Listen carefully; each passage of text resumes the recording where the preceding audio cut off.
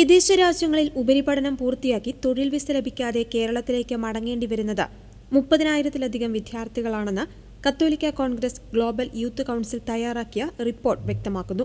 കേരളത്തിലെ വിവിധ രാഷ്ട്രീയ മുന്നണികൾക്ക് സമർപ്പിച്ച പ്രത്യേക റിപ്പോർട്ടിലാണ് സംസ്ഥാനം നേരിടുവാൻ പോകുന്ന ഈ ഗുരുതര സാഹചര്യം വ്യക്തമാക്കുന്നത്. UK, കാനഡ, ഓസ്ട്രേലിയ തുടങ്ങിയ രാജ്യങ്ങൾ വിസ നിയമങ്ങൾ കർശനമാക്കിയതും സാമ്പത്തിക മാന്ദ്യവും മൂലം സ്റ്റേ ബാക്ക് കാലാവധിക്ക് ശേഷം ജോലി കണ്ടെത്താനാകാതെ യുവാക്കൾ വലയുകയാണ്.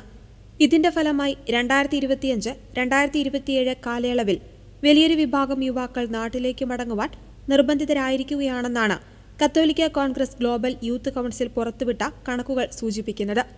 വിദേശ പഠനത്തിനായി 15 മുതൽ 45 ലക്ഷം രൂപ വരെ വിദ്യാഭ്യാസ വായ്പയെടുത്തവരാണ് ഭൂരിഭാഗം പേരും. ജോലി ലഭിക്കാതെ മടങ്ങുന്നത് ഇവരെ കടുത്ത സാമ്പത്തിക ബാധ്യതയിലേക്കും ജപ്തി നടപടികളിലേക്കും നയിക്കും.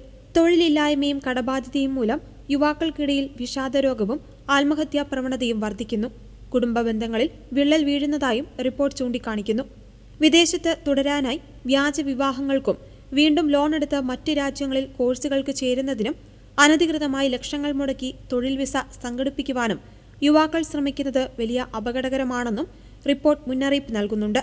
കേരള മൈഗ്രേഷൻ സർവേ 2023 പ്രകാരം ഏകദേശം 2.5 ലക്ഷം വിദ്യാർത്ഥികളാണ് വിദേശത്ത് പഠിക്കുന്നത്.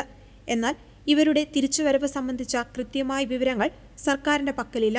തിരിച്ചെത്തുന്ന ഇത്രയും വലിയൊരു വിഭാഗത്തെ ഉൾക്കൊള്ളുവാൻ കേരളത്തിലെ തൊഴിൽ വിപണിയും സർക്കാരും അടിയന്തരമായി തയ്യാറെടുക്കണമെന്നും പുനരധിവാസ പദ്ധതികൾ ആവിഷ്കരിക്കണമെന്നും കത്തോലിക്ക കോൺഗ്രസ് ഗ്ലോബൽ യൂത്ത് കൗൺസിൽ ആവശ്യപ്പെട്ടു.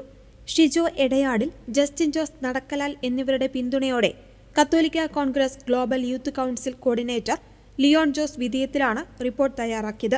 മുൻ additional chief secretary MB Joseph IAS, മുൻ കേംബ്രിഡ്ജ് മേയർ ബൈജു തിറ്റാല തുടങ്ങിയ പ്രമുഖരുമായി നടത്തിയ ചർച്ചകളുടെ അടിസ്ഥാനത്തിലാണ് റിപ്പോർട്ട് തയ്യാറാക്കിയിരിക്കുന്നത്.